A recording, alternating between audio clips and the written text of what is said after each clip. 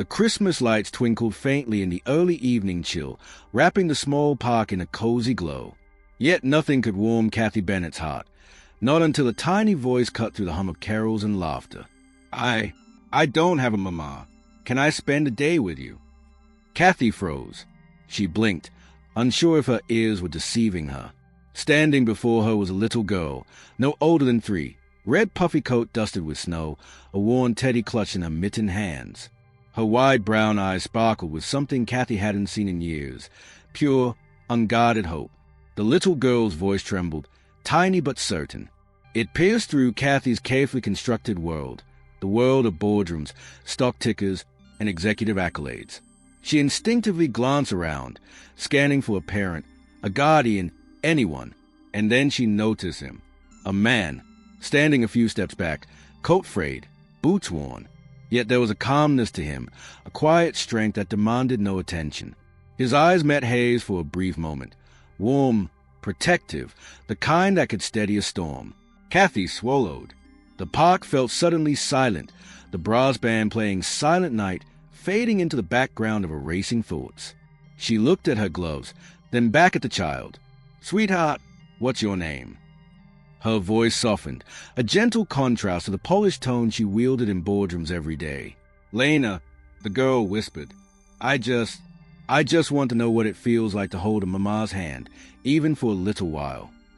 It was absurd, surreal, and yet Kathy felt something in her chest tighten, a mixture of sorrow and longing she hadn't admitted to herself in years.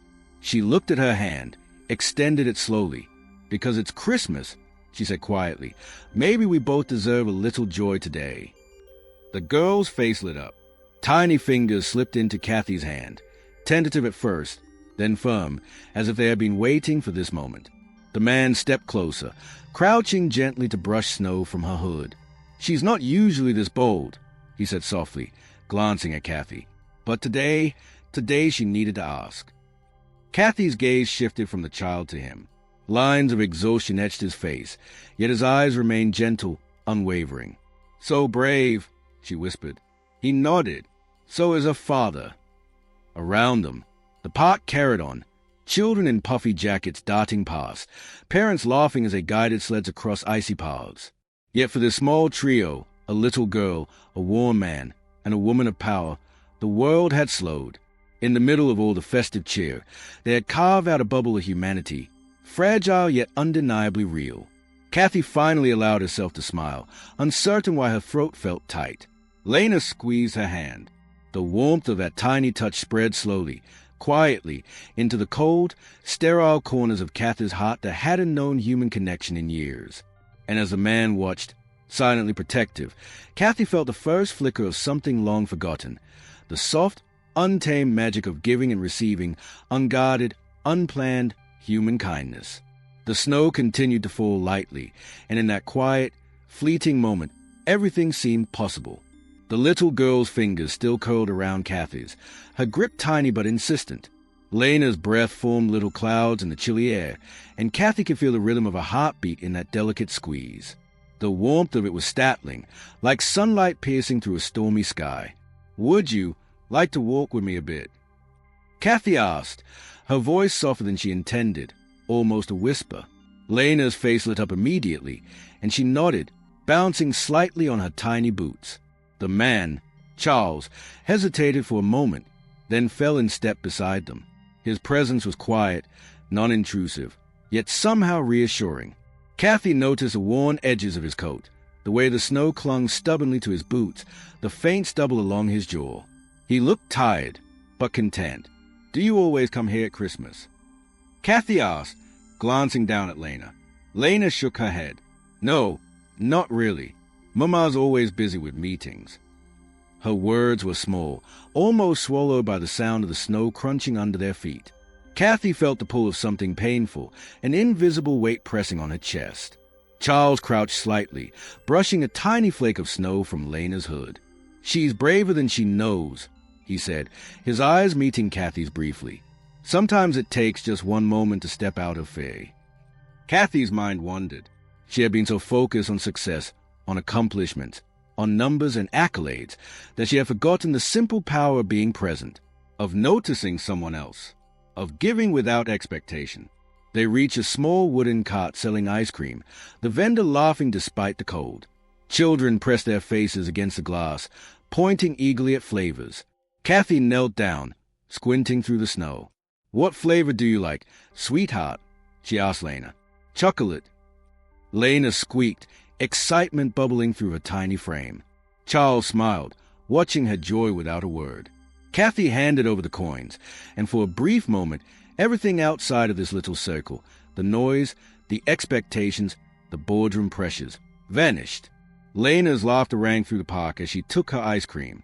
Charles stood nearby, protected but relaxed, a quiet sentinel in the snowy park. Kathy felt her chest tighten again, not with sadness, but with something she hadn't expected: gratitude. For this small, unexpected moment, she was being reminded of what truly mattered.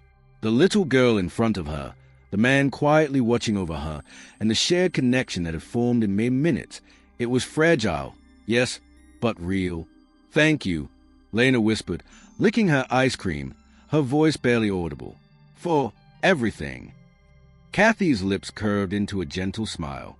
"No, thank you, sweetheart. You reminded me something very important today." Charles nodded silently, and Kathy realized something profound. It wasn't wealth, power, or prestige that made a difference.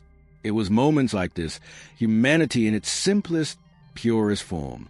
And as they stood together in the snow, laughter echoing, Kathy knew that this day, this small act of connection, would linger far longer than any boardroom triumph ever could.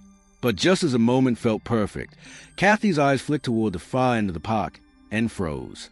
Something, or someone, was watching them, someone who might change everything in an instant. Kathy's gaze lingered on the shadow at the edge of the park. Her pulse quickened. Who could be watching them so intently on this chilly Christmas evening? Lena, oblivious, twirled her tiny spoon in the melting chocolate ice cream, her laughter ringing like bells. Charles followed her eyes. "Stay calm," he murmured, a subtle edge of concern in his voice. Sometimes the world just pauses, and sometimes it's about to move fast. The figure stepped closer. Slowly, deliberately, a woman, tall, elegantly dressed, eyes scanning the trio with a mixture of curiosity and something Kathy couldn't quite place. The sharp lines of her coat and the crisp polish of her boots screamed confidence, authority, someone used to being in control. Kathy's heart skipped. The mother, or just another stranger? She felt the tiny hand of Lena clutch hers more tightly. The little girl's warmth grounded Kathy, even as the unknown presence sent a ripple of tension through her chest. Charles subtly positioned himself slightly ahead, shielding Lena without any sudden movement. He spoke gently to Kathy. "Whatever happens, just let it unfold. There's no rush." The woman stopped a few feet away, her eyes locked on Lena. For a heartbeat, the world seemed to hold its breath. Then she spoke, voice precise, polished, commanding attention without raising volume. "Lena." Lena froze mid-laugh. Her tiny face went pale. She looked up at the woman, recognition sparking in her wide brown eyes. Kathy's stomach twisted. The elegance, the authority, the sudden intrusion. It was clear this was someone who carried expectations, responsibility, and perhaps guilt all at once. The little girl stepped closer to Kathy instinctively. "Mama." Her voice was small, uncertain. The woman softened slightly, dropping the formal tone, but her posture remained immaculate, like a queen suddenly humbled by the presence of a child. "Sweetheart, I didn't know." Charles' eyes never left the woman. He stayed calm, protective, yet unintrusive. He had learned the quiet power of presence, the kind that didn't force answers but made safety obvious. Kathy felt the weight of the moment. Here was a reunion, delicate and complicated, wrapped in years of distance and misunderstanding. Lena's tiny fingers intertwined with hers. "It's okay," Kathy whispered, almost to herself. "We're safe here." The mother took a hesitant step forward, then another, unsure if she belonged in this fragile bubble of joy. Lena tilted her head, a small smile flickering despite the tension. And Kathy realized something profound. Kindness, even from strangers, had the power to soften walls built over years. The air was cold, but something warm began to fill it. Hope, connection, humanity, pure and unplanned. And in that park, with snowflakes settling gently on their coats, everyone held their breath, waiting for the next move that would either bridge the gap or widen it forever. And then, just as the tension peaked, Lena tugged Kathy's sleeve again, pointing toward a small carousel at the far end of the park. Her innocent eyes sparkled. "Can we go there, please?" Kathy glanced at Charles, who gave the slightest nod, and then at the mother, whose face showed the tiniest trace of hesitation, but maybe, just maybe, agreement. The moment hung in the air like a fragile ornament, poised to swing either way. The carousel spun slowly, its painted horses frozen mid-gallop under the twinkling lights. Lena's eyes widened with delight, a pure, unfiltered joy that seemed to momentarily dissolve all tension. Kathy felt a smile tug at her lips. This little girl's happiness was contagious. Charles gently guided Lena toward one of the horses, holding her steady as she climbed. "Careful," he said, his voice soft but firm, a quiet shield around her. Lena giggled, gripping the golden pole, her small laugh echoing through the crisp winter air. The mother hesitated at the edge of the carousel, her hands clasped tightly in front of her. She watched Lena, a mix of awe and guilt in her eyes. I can't believe how long I've been gone," she whispered under her breath. Kathy stepped closer, gently laying a hand on the woman's shoulder. "It's okay," Kathy said softly. "Moments like this, they heal more than time ever could." The woman's gaze shifted to Charles, who stood silently by Lena, a quiet sentinel in the flurry of lights and laughter. "Thank you," she murmured, her voice barely audible, "for being here for her." Charles shrugged, a small, humble motion. "It's what anyone would do," he said, though Kathy knew it wasn't. Not everyone would stop, not everyone would offer their presence without expecting anything in return. Lena's horse began to tone, the carousel moving with a gentle rhythm. "Faster! Faster!" she shouted, her tiny face lit up with exhilaration. The mother's hand trembled as she reached out, finally placing it lightly on Lena's shoulder. "I'm here," she whispered. "I've got you now." The warmth of that simple touch was enough to melt the lingering frost of regret that had clung to the mother's heart. Kathy watched silently, her chest tight with emotion. This was humanity in its most honest form, a child, a parent, and strangers who became family in an instant. Charles moved slightly closer, ensuring Lena's safety without overshadowing the delicate reunion. "She's brave," he said, almost to himself. "And so are you." The carousel spun faster now, lights blurring into streaks of color. Lena squealed with delight, her voice carrying over the park, a melody of innocence and joy. Kathy felt tears prick her eyes, witnessing a moment that needed no words, only presence, understanding, and a shared humanity. For the first time that day, the mother allowed herself to exhale. She looked down at Lena, then up at Charles and Kathy, and something in her softened, a silent acknowledgement that life wasn't about perfection, but about showing up, about being present when it mattered most. The carousel slowed, Lena reluctantly climbing down, her small hand still gripping her mother's. She looked around, taking in Kathy and Charles, her eyes wide. "Can we do this again tomorrow?" she asked, hope shining brightly. Kathy laughed softly, her heart warmed by the child's simple request. "Tomorrow, yes," she said, and the mother nodded, finally understanding that connection, kindness, and presence were more valuable than any success she had ever chased. And in that snowy park, with laughter echoing and the carousel lights casting gentle glows, everyone felt it, the quiet power of a moment that could change hearts forever. The afternoon sun had dipped lower, painting the park in golden hues. Lena ran ahead, her laughter echoing between the trees, while her mother followed closely, hesitant but willing. Kathy and Charles walked behind, giving the duo space, yet their presence was a quiet, protective shadow. "This is nice," the mother said, her voice low, almost in awe. "I never realized how much I missed just being with her." Kathy smiled softly. "It's not the grand gestures that matter," she said. "It's showing up. Every little moment counts." Charles nodded in agreement. Sometimes the smallest acts, like sharing a sandwich or holding a hand, carry the biggest meaning. The mother glanced at him, eyes wide. You've given her more than I ever could this week." Kathy shook her head. "It's not about credit," It's about presence. And you're here now. That's what matters. Lena paused by a small pond, tossing pebbles into the water, counting each splash with glee. 1, 2, 3, she giggled. Her mother crouched beside her, mimicking the motion, and for the first time in months, she allowed herself to laugh freely, genuinely. Charles watched quietly. He noticed how the mother's shoulders relaxed, how her eyes softened as she focused entirely on her daughter, forgetting the pressures of meetings, deadlines, and expectations. And he realized something profound. Sometimes, the presence of another human being could heal wounds no money or status ever could. Kathy glanced at Charles. "You've taught her something today," she whispered. "And not just her. Everyone here is learning what matters." The mother looked down at Lena, brushing a strand of hair from her face. "I don't want to miss another moment," she murmured. Lena beamed, her small hand gripping her mother's tightly.